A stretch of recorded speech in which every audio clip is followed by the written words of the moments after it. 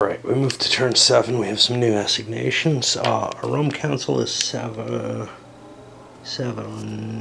Rio, something like that. I can't read them. Looks like Savaria. Pretty decent leader, throwing 2 chits into the cup. And then our Field Council is going to be Gurges, who's really good with combat, decent, a 5 on his continuations, and 2 chits into the cup. He's a nice pick. Then our others are what Cardinius is. He's going to be our pro-counsel. I think he's sitting over here still. Now, I've just left everybody in place who's under siege because I can't wrap my head around whether or not, and I don't want to look through the rules, whether or not I have to continue them. It would make sense that I don't, in the sense that there are other people in the army who could be promoted. Now, they, of course, had their death chances, and if they failed those, somebody would be promoted. And then I got a couple of proprietors, Moose and good old Brutus. Brutus is not a great choice, but again, I figure it's going to be pretty hard to slip somebody new into Capua, so instead of drawing.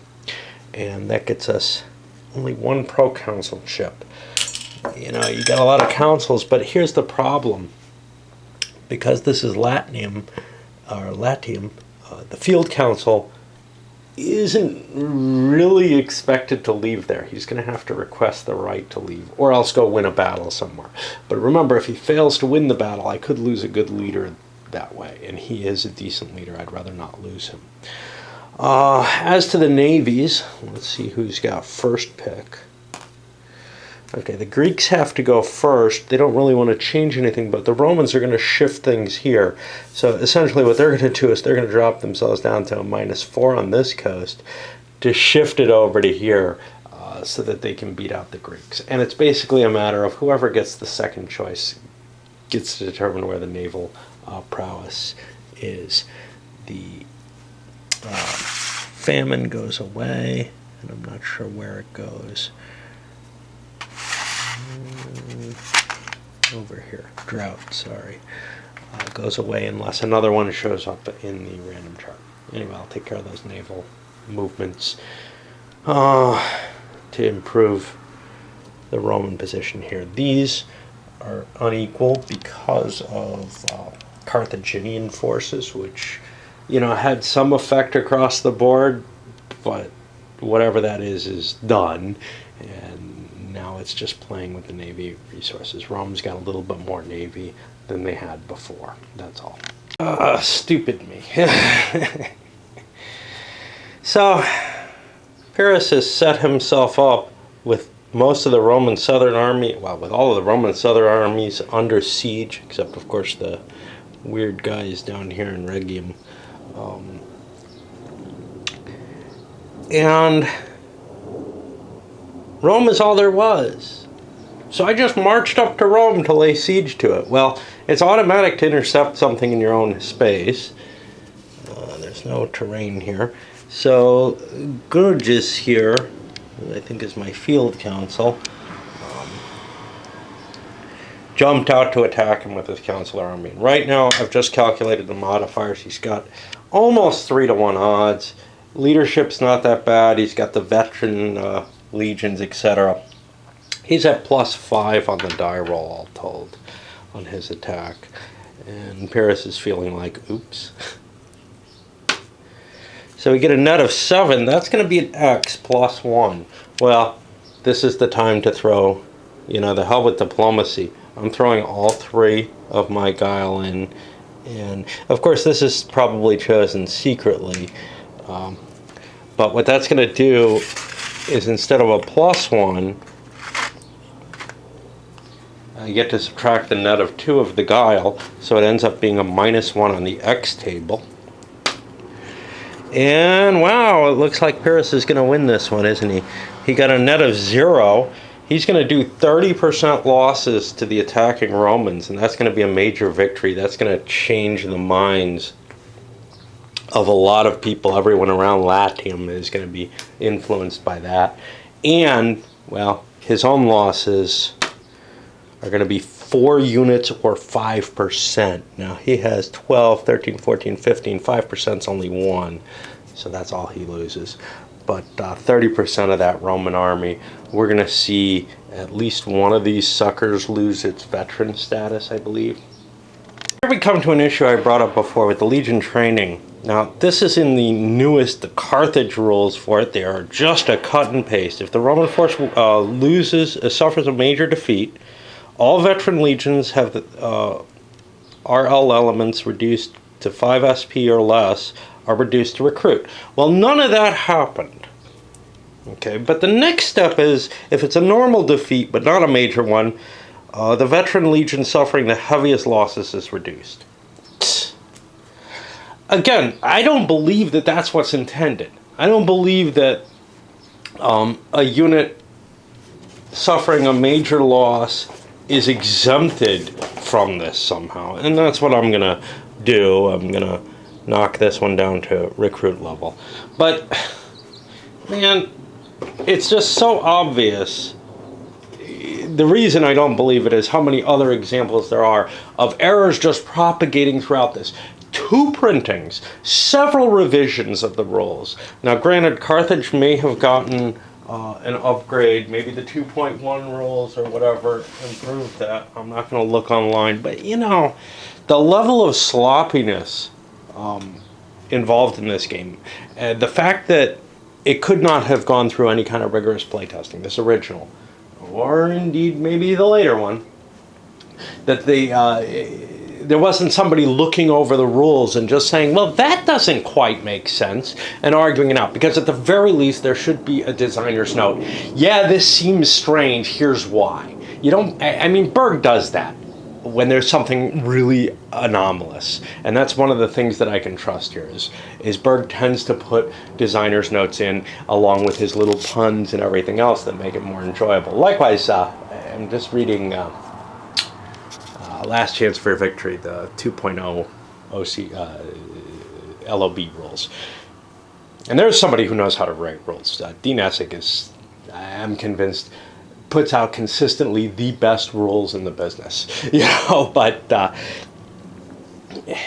he also, whenever there's any kind of, yeah, this seems a little strange, if anybody notes that to him and he decides he wants to go with that, he puts a defense right in the rules. This is why I'm doing it this way. A little designer's note. And Berg is usually pretty good with that when he's aware that he's made something that doesn't make sense and has decided to stick with it. So my assumption here is this has just gone through several printings, several editions of rules, 2 different games, without anybody giving a shit, you know? And that's just a sign. I mean, obviously, somebody probably brought this up on the Consim World forums, right? You know? I mean, how could you miss something like this? I can see where maybe it got by the playtesters somehow, like, you know, they didn't hire them or something. But I cannot see how the game got played to any degree without somebody raising that question. And, you know, why it didn't make it into the rules, probably there's just no one who cared enough to fix it, is my feeling. Or to make a note, or whatever. Because maybe it was answered on the forums. Who cares? You know, that's not for the people who own the game. That's for people who like to hang out on the forum there, a much smaller subset. Okay, anyway, I'm going to do what I believe is reasonable, and I'm going to retreat into Rome. Ooh, no, there was no cav superiority for the, I don't think the Pyrrhic have cav superiority, not with 3. I'm going to retreat back into Rome because there's really nowhere else to go at this point, and probably try to recuperate those. Now, the question with Pyrrhus is, what do I want to do? I don't want to start a siege, particularly, although I have other chips available. Well, first I have to roll a continuation after the battle, and I get that. starting the siege may be the most important thing, because then I start killing off those units. So that's what we're going to do. We're only disrupted. I made leader loss checks, etc. And that ends my action.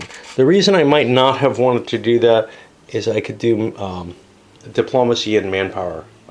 Oh, let's check some of our places here. Southern Etruria, that's just Etruria. Jeez.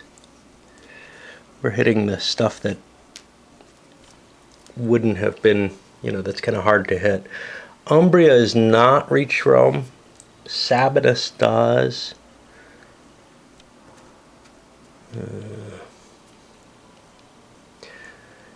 Latium's not an issue. Samnium, that's getting close to going over. And Campania, and that too is getting dangerous. Now that would be one reason to do the diplomacy first, right? Before you win a victory. Because had I successfully done a diplomacy on Samnium, they would now be on my side. Not that I still got to pick up the troops, but for victory points and such, that's vital. All right, we'll go to chit picks then. I don't get a chance to continue here because the siege action is an automatic finish. And I couldn't have done the diplomacy anyway. I'm out of guile, and had I done it, maybe I wouldn't have won the battle, right? Anyway, the next chit is awesomely a siege attrition. I was a little mistaken. The Romans are the ones sieging here.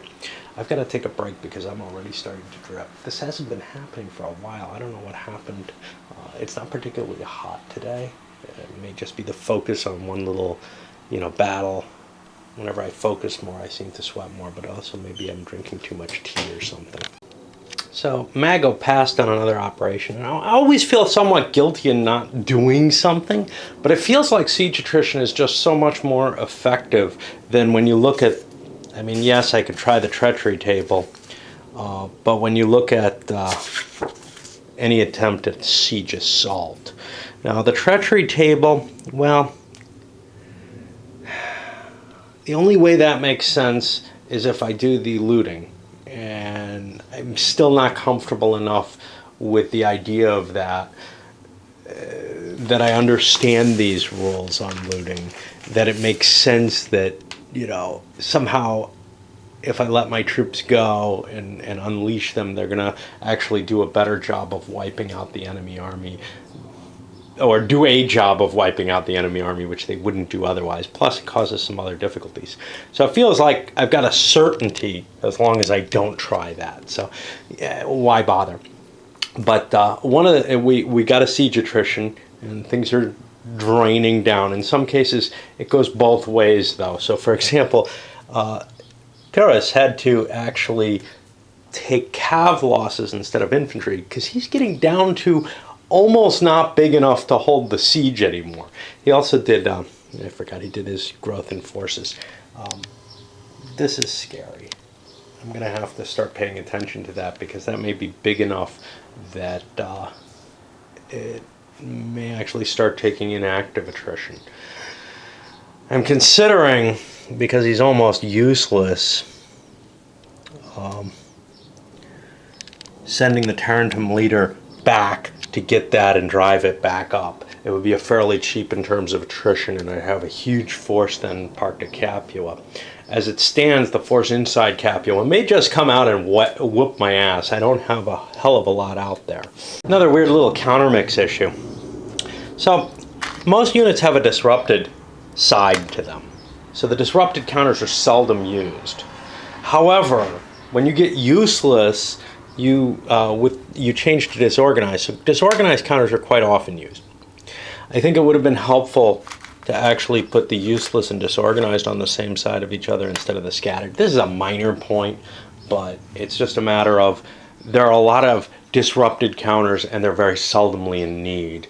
And although it depends on playstyle, if people want the counter on top of the stacks, using that, you would want all the disrupted counters. So it's kind of a favoring a style of notation that I don't use with the counter mix. But they could have gotten away, I think, with a smaller counter mix and just, well, for one thing, they could have just said, don't use the disrupted for units they could disrupt. But that's okay. Well, the moment sort of passed. The Tarantine tribe has all gathered. Basically, you can move the leader down as an action. He automatically gets a continue when he joins new troops when he didn't have any before. So then he could ride back up. A little bit of attrition, I think 4 strength points or something, nothing big. It's just such a huge force I have to get there. Now it's going to wither away, but I had almost nothing left. And then the Rome pro-council marker gets drawn, which would have allowed the Romans to come out with that. Instead, what they're going to do is they're actually going to do a siege assault here. We haven't done that before, but the reason for it is my army is beginning to drift down to nothing. I would rather destroy it than have too many legions on the board. I can't maintain them all. By the way, I tried to recruit new troops here in Rome, and I failed. As I noted, or as was pointed out to me, and then I noted, you can rebuild Roman regulars in Rome itself, even when it's under siege, and you can rebuild in large and medium cities when they're under siege as well, I guess. So the Epirate army isn't too big. So I think I've got a chance there. This is a tiny town. It's only a 1-point town. I should probably put the under siege marker to remember where I am since I'm doing this. Let's take a look at what we're doing. So it's only multiplied by 1, so his strength's only 5. We ignore the cav, and the consular army number 2 has a strength of 7, so it's 1-to-1 there.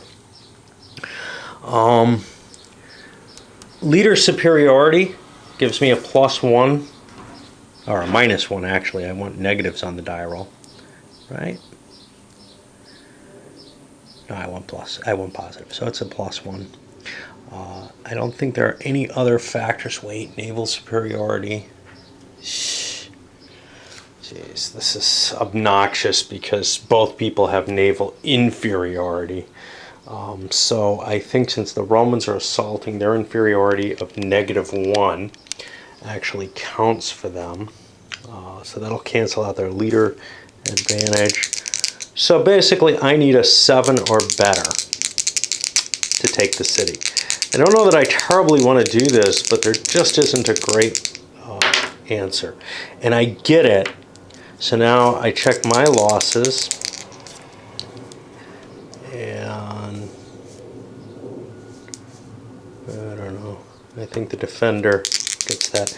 Okay, so first the Romans, they're going to lose 10% of their force, and the defender is going to lose 40% of their force. I'll come back after a little bit after I resolve those casualties, because then I have to resolve what happens to the city. So at this point, I want to sack the city. One thing I've been forgetting about is the involuntary surrender. If I'm besieging a city that doesn't have anybody in it, it might be worth just calling for that. When there's troops in it, they get honors of war automatically from that. Okay, so what happens is everybody dies in here. All remaining defenders are eliminated. And that gets rid of the whole Epirate second army. Boom.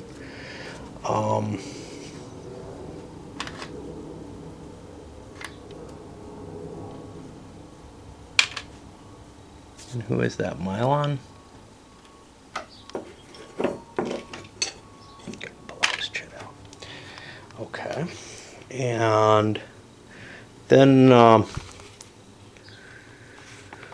we're going to have to deal with some of the problems. Looting. If a city is sacked, looting may occur. Roll the die and compare it to the active leader's campaign rating. If he gets the same or lower, he's restrained his troops somewhat. And he succeeds. If he hadn't restrained his troops, his men would be degraded. But we've managed to take a Lucanian city. I'm not actually going to enter the city. I mean, I guess I have to, actually. It gets the sacked marker, and it's also now a Roman-controlled city. The reason I didn't want to enter, I don't know why. There's no good reason not to enter. But there's no great reason to do so. I guess that's why. Now I have to worry about the effect of taking the city, etc., on diplomacy. And it's not a larger major city, so I don't think it's going to have any effect, and I don't think sacking it is going to have an effect either. I was going to do the devastation result, but only if it's a big city. So this essentially does nothing but except to wipe out an Epirot army, and that's pretty big because unlike the Romans, they can't just keep making these. They can keep making Italian troops maybe, but they lost a leader in that, and that's pretty extreme. And let me make sure that's how it's supposed to be, huh?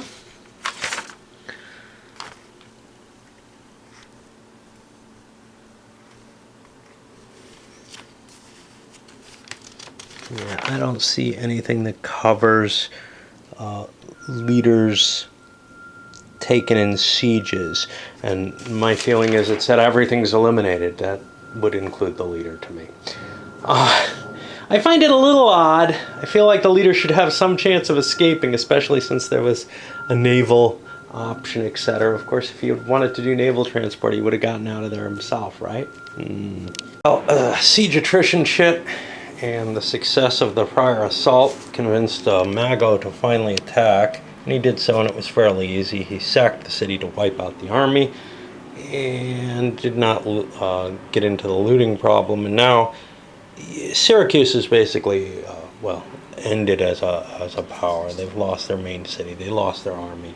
They have a small amount of force here, but they're really not something that Pyrrhus can look to as some sort of support for himself. I think we're going to start seeing more assaults and treacheries now that I've confirmed to myself how I'm going to use the sacking a city, and especially with the political event for it, the political effects of it.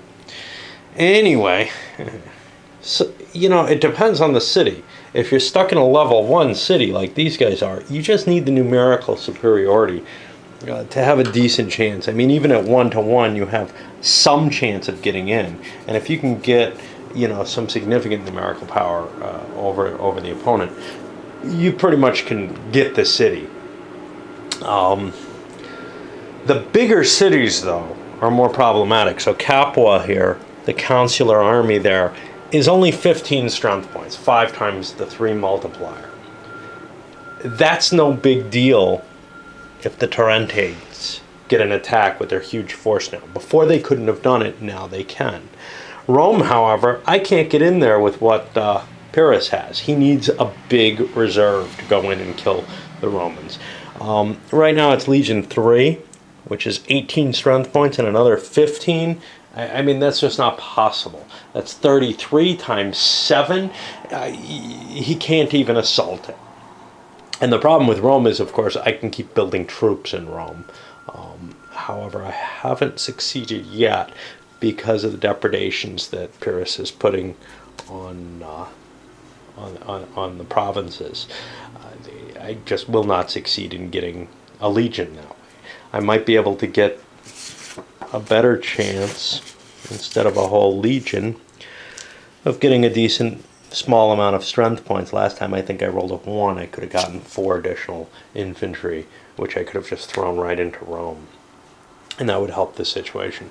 But that's not a winning strategy for the game. If Rome can't win externally and they're besieged in Rome itself and can't build more than a few troops a turn, it's just not going to work for them. And I can certainly pull up additional forces. The only thing they have external is out here in Lucania, and well, that's not a very big force there. It's Army 2. It's not tiny.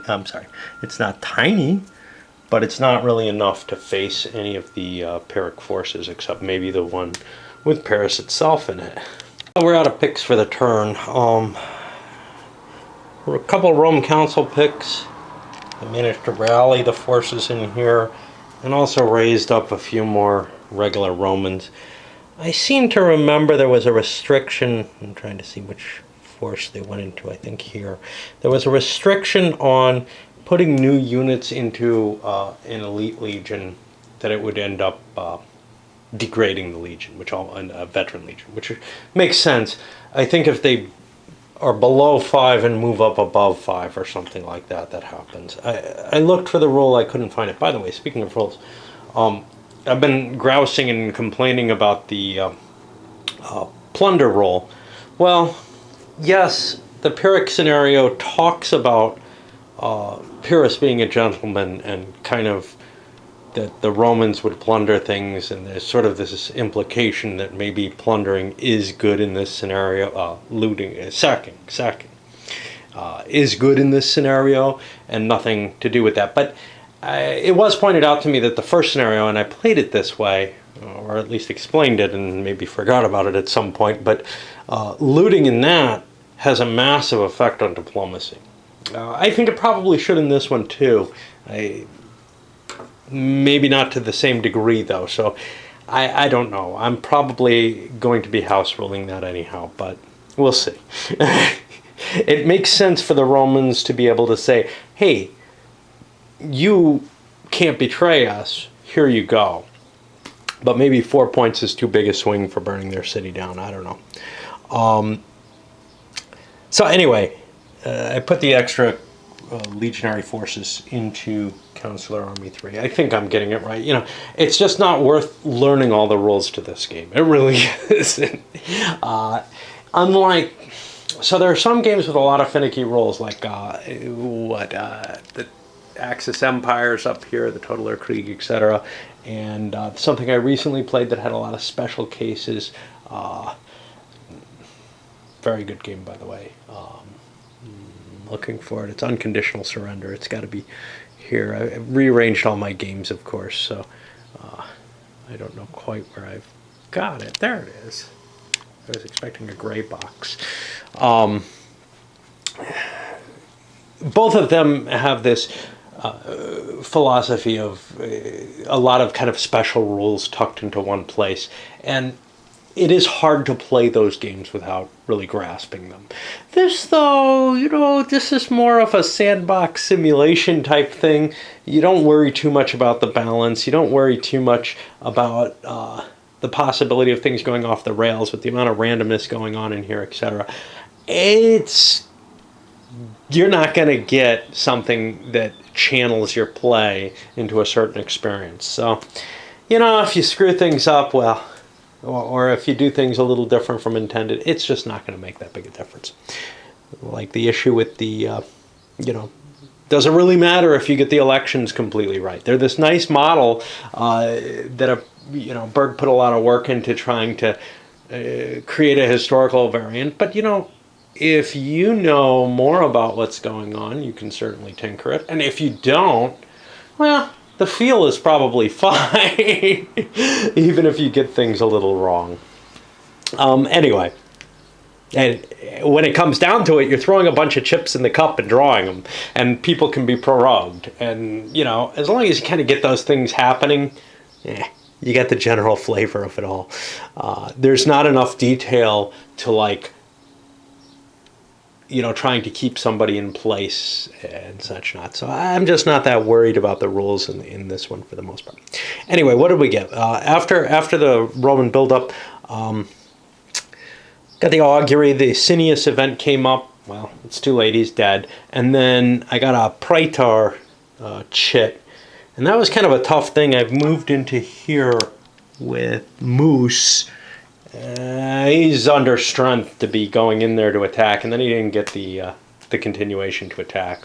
So I have to leave this here, not just because it's sacked, but because this is Roman and the rest of the province is not Roman. I know that my magistrate selection this turn was legal. However, I think I could have done better. I think I could have kept whoever was kicking around here. I think Moose was down here. He's been replaced by the new field council, who is Claspina, who is not at all good. I did that because with an army in Rome, I felt like I wanted to make the Rome council have that, and I gave that the election this time went to Gurgis, who had been the field council last time. That's okay, you can repeat your positions. That means I only have the one proconsul and two praetors, including the urban one. I think I've forgotten to throw him in a couple of times. But the next thing, of course, is who goes first, Greek or Roman? The Greeks go first. They're probably going to want to shift points this way. don't know if there's a limit on how much I can shift those navies. I had to look that up. I've been kind of just flying them over there as quickly as possible. Indeed there is. I think the first time I did it I was fine. The second time I kind of cheated and pulled more stuff out of the Adriatic with the Romans than I could have. No biggie there though. I mean, it all balances out in the end. This time I shifted 2 in because I don't want to push the Romans below -4 essentially. I did that. I don't know what I did. It doesn't matter too much. The net effect is this. I think is supposed to only be a -2. I think that's correct. I don't know. The net effect, though, is that I have some advantage there with a +1 for the Greeks, which means if I'm sieging something, I get an advantage to it. The Romans, well, actually their -4 means I can slip whatever I like in there, which I don't know how much that accurately represents the situation, since the difference between the two is supposed to be representative of Carthaginian influence, but that doesn't go away. That doesn't become equalized in the sense that these are not matched the way you'd expect them to be when Carthage enters on Rome's side, or on any side, really. They should kind of match up in some sense, but they don't. Whatever. Again, it's not a game that's going to be broken by any one little thing, except like, you know, leaving Rome completely unoccupied so that it can be sieged easily by the Etruscans or whatever. Okay. We opened things up. Actually, the augury was the first thing, and it was again a penalty on the senatorial ability to raise troops. You'd think if they're under siege, they wouldn't be tight-fisted, but nah, there's no modifier for that. There are plenty of little cases like that that are covered, a few that they don't really try to rationalize. And, you know, it's the problem with a game by special cases is that you won't catch them all, and you kind of wish there was a game master. Obviously, if I'm playing it solo, I could have just said, well, as long as Rome's sieged, that shouldn't count. But whatever, we'll leave it in place. It could be other things in play than just that. It could be rioting or whatever, preventing the troops from showing up. So I'll leave it as is. Other than that, Mago marched over to take the last Syracusan troops. I still want to take Messina at some point. That should be fairly easy. I think I've got control of East Sicily. I'm not positive. Not worth really looking up. After I take Messina, I'll try to take whatever else I can, because I can't leave the islands except to go up here, and those don't really make much difference. Well, actually they do.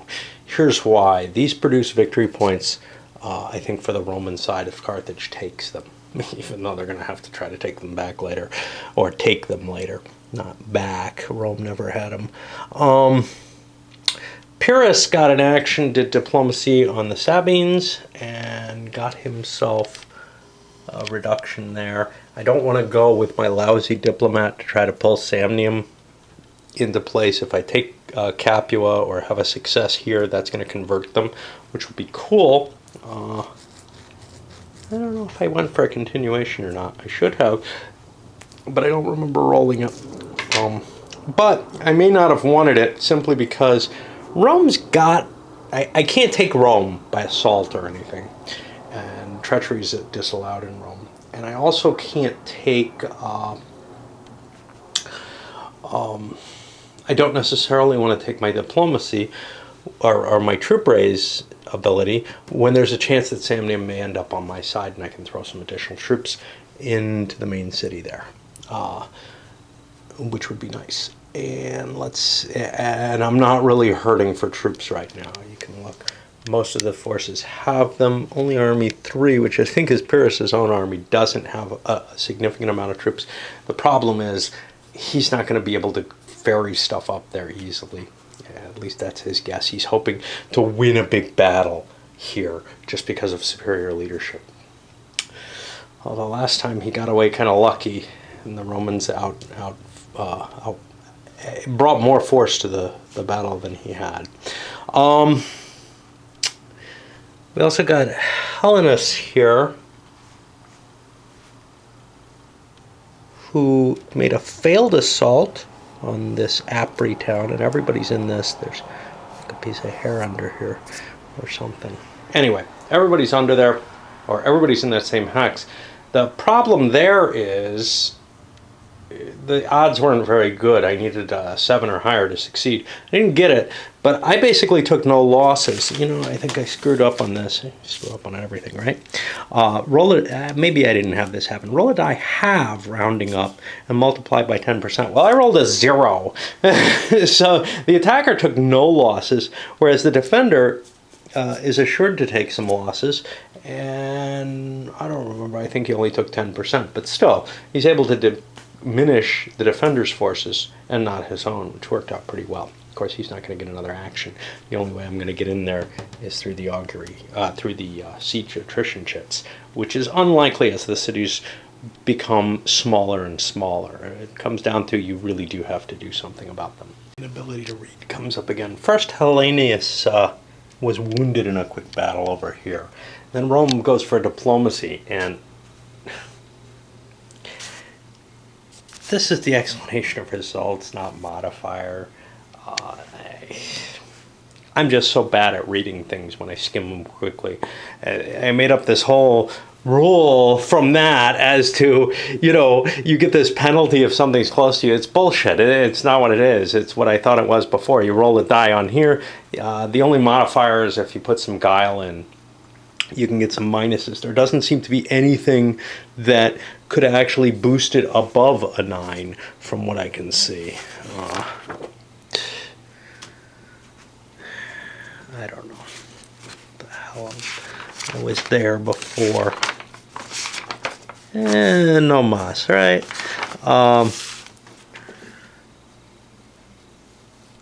Cost him an OC, or cost him a guile point. This thing is almost unreadable the way the rule is structured. Much of the book is this way. It's very hard, and it adds to the frustration and makes it easier to screw things up.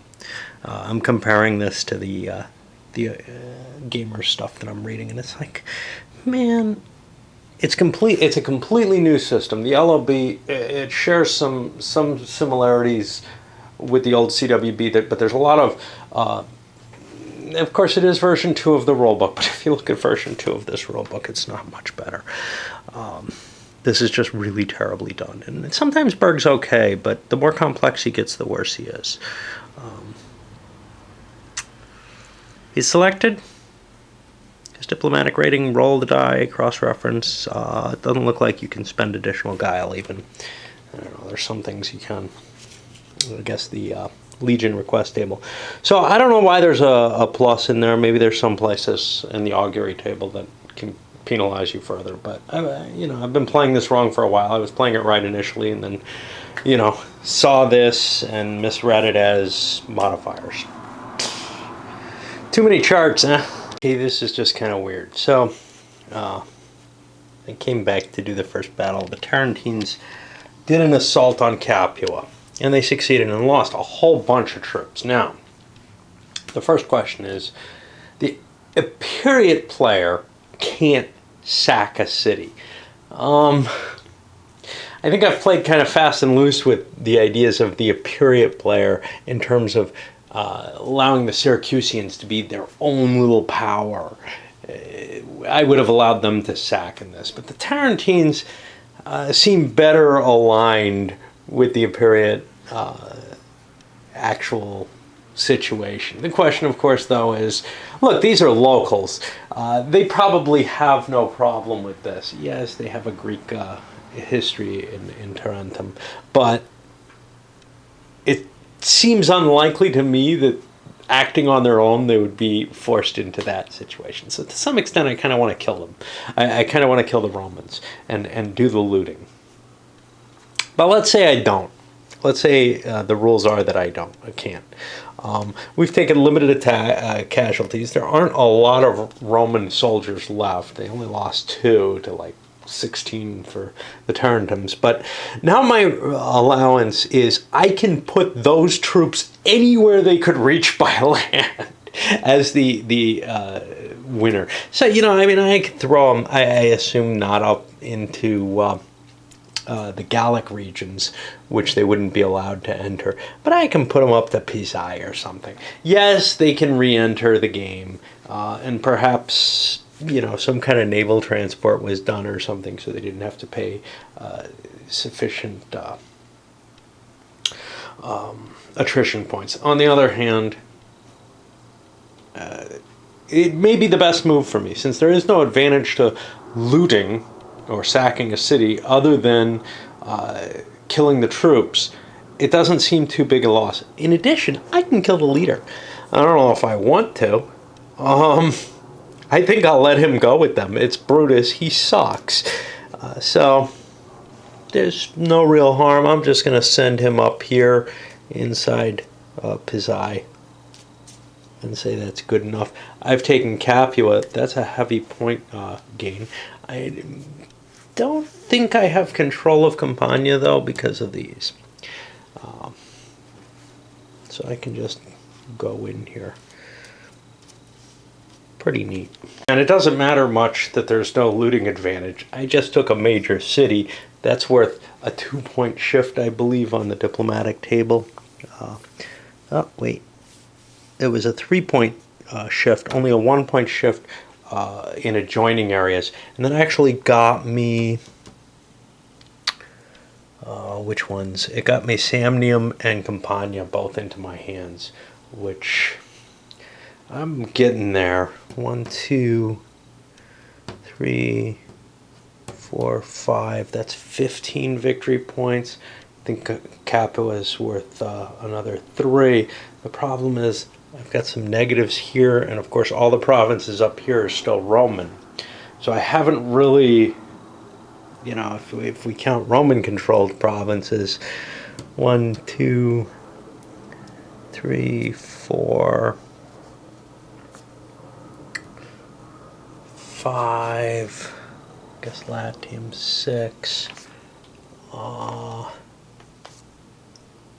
7, 8. Probably we're looking at 24 points. So it's going to be tight to try to win this off of the territories, but, you know, at least I'm putting up an effort. And it looks like Rome's just so totally hosed. I mean, they're bottled up in Rome. Their forces here aren't getting any traction, but they're still going to win, I think.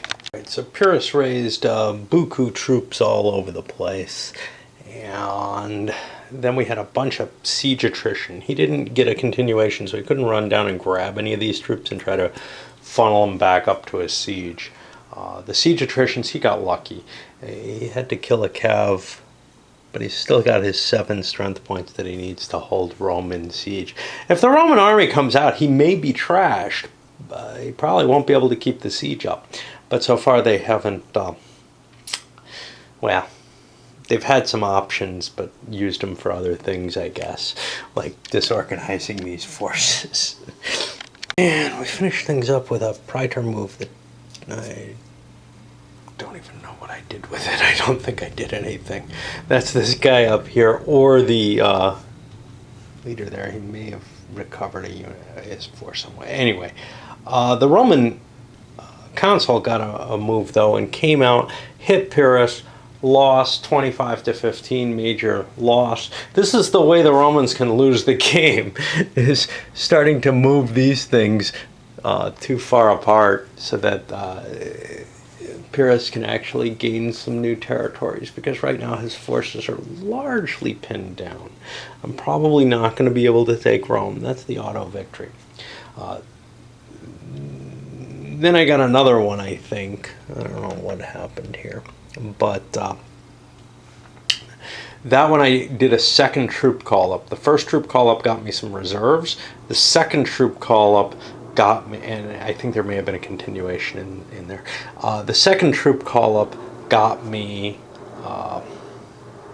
new legions. And I didn't have the penalty on there, and I'm facing some serious problems, including that major defeat. So I raised up These are the regular legions in Rome, and those have been turned into veteran legions because they haven't moved, and the praetor is not there. He died. Okay. So he cannot train them. But I did also build some auxiliary legions, and this guy got one of them. These are to match the legions that were built in Rome, and the other one's been slapped here ready for someone or another to take the position in charge of them. We'll see. Brutus isn't going to be staying here. We'll probably see the field council showing up there. That's the end of the turn. We have some recovery, and then we move on to the next turn. And the next turn is the last one. I thought I was going into the final turn here. I'm actually only going into turn 9. It's the end of the track, right? I'm going to load this one up because chances are the next one is not going to be, if I only play, I don't know. If I play an extra turn on this, there's probably going to be a very, very short video for the next one. And I'm a little worried that I'll spend time on my wrap or whatever, but I ranted a lot on this. I'll load this one up.